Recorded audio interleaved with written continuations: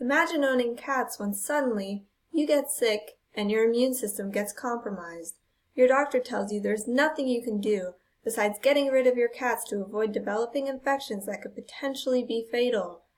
That is, unless you declaw your cats.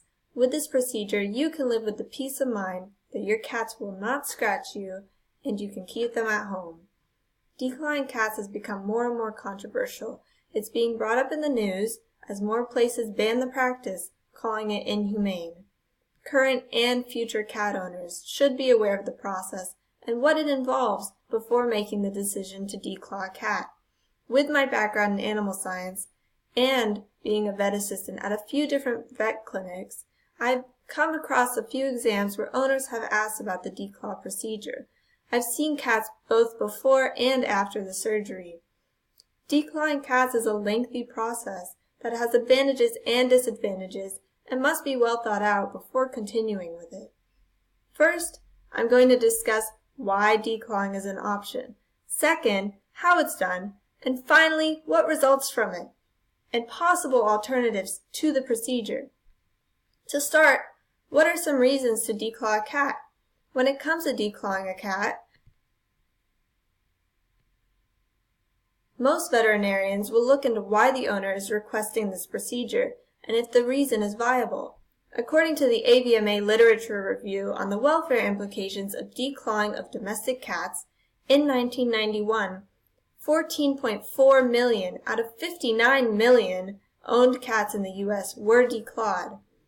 Local veterinarian Dr. Lisa Puszczak mentions that most cat owners are already set on the procedure, so when they come in requesting that their cats get declawed, they're not looking for anyone to change their minds. She also mentions that when it comes down to it, declawing a cat is an option if the cat is already otherwise going to be euthanized.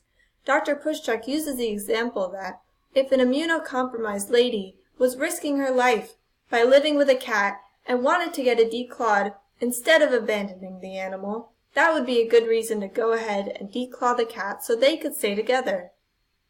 A literature review on the welfare implications of declawing domestic cats from the American Veterinary Medical Association mentions two reasons for declawing cats: cat benefits and human benefits. The human benefits are enjoying furniture without worrying it's going to be scratched up, and not having to abandon the cat if your health happens to deteriorate. And cat scratches create a risk of potentially fatal infections. In terms of benefits for the cat, declawing would be beneficial if the cat is otherwise going to be euthanized or abandoned. Declawing can also be beneficial if the cat struggles with issues of the nail bed. The AVMA policy statement on declawing of domestic cats mentions that the procedure should only be done if a good effort has been made to stop inappropriate scratching, or if there is risk of illness to the owner. Next, we can look into the process of the declaw procedure itself. The process of declawing, or feline onychectomy, involves removal of the last phalange, or toe bone, along with the nail itself. This is so the nail is not able to grow back. The Humane Society mentions a few different ways to go about declawing a cat. The first is amputating the bone with a scalpel or clippers. The area can then be sutured or glued back together, and then the feet are wrapped in a bandage. Another way the claws can be removed is by a laser. The laser cuts through the tissue, and the bone is still amputated. The third procedure that they mention is a tenectomy. With this procedure, the cat is able to keep its claws, but they are unable to extend them because instead of amputating the bone, it severs the tendons. Some owners are dissatisfied with the results of the tenectomy and actually end up going to declaw their cat later on. Dr. Lisa Puszczak, who has been practicing for almost 32 years, said that she used to complete the surgery by using a scalpel. With the surgical blade, you can cut between the phalanges right at the joint. So for humans, it would be our last knuckle. Then she sews the area back up using absorbable sutures. After this is done, the feet are bandaged. Dr. Pushchek mentioned only declawing the front paws because that's the ones that cats use to scratch the most. After the procedure, cats are limited to using yesterday's news, a litter that is strictly made out of newspaper because regular litter would irritate the newly declawed paws. This would have to be used for the next 1 to 2 weeks until the paws are fully healed. Finally, we will dive into the possible complications and potential alternatives to the procedure. Many practices refuse to declaw cats because it's seen as inhumane and the complications from the surgery are too great to put a cat through. If an owner can be convinced otherwise, there are some alternatives to declawing before doing the surgery. As with most surgeries, there are risks of complications.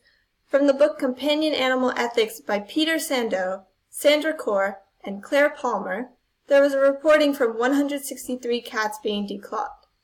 Out of all of those cats, 50% of them were reported to have complications after the surgery. These complications included pain, bleeding, lameness, swelling, and some were even non-weight-bearing.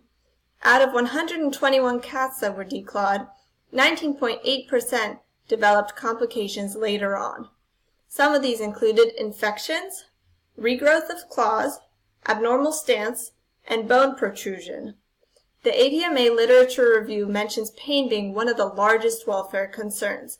Some of the surgical complications mentioned from the literature review include hemorrhage, claw regrowth, wound reopening, paralysis, and disease. It has been reported that kittens have a better recovery time than older cats. It's also pointed out that declawing may affect the cat's behavior later on.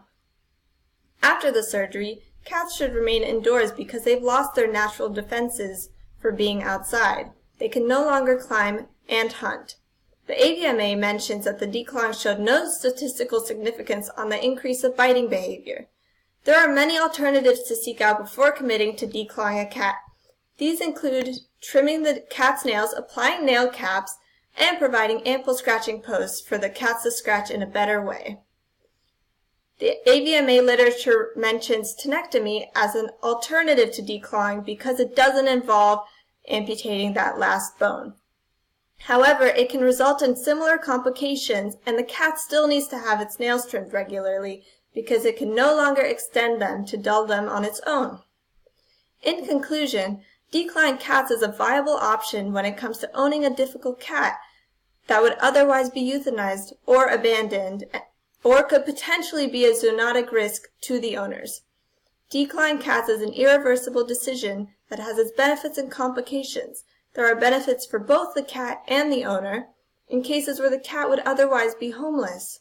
The procedure can be done in a few ways, with each veterinarian choosing their own way that is preferred for them. Each method has its complications, as with any surgery. This is a surgery that has its pros and cons, but if it's a cat's last chance to a happy life with a family, then it is a decision that could save their life.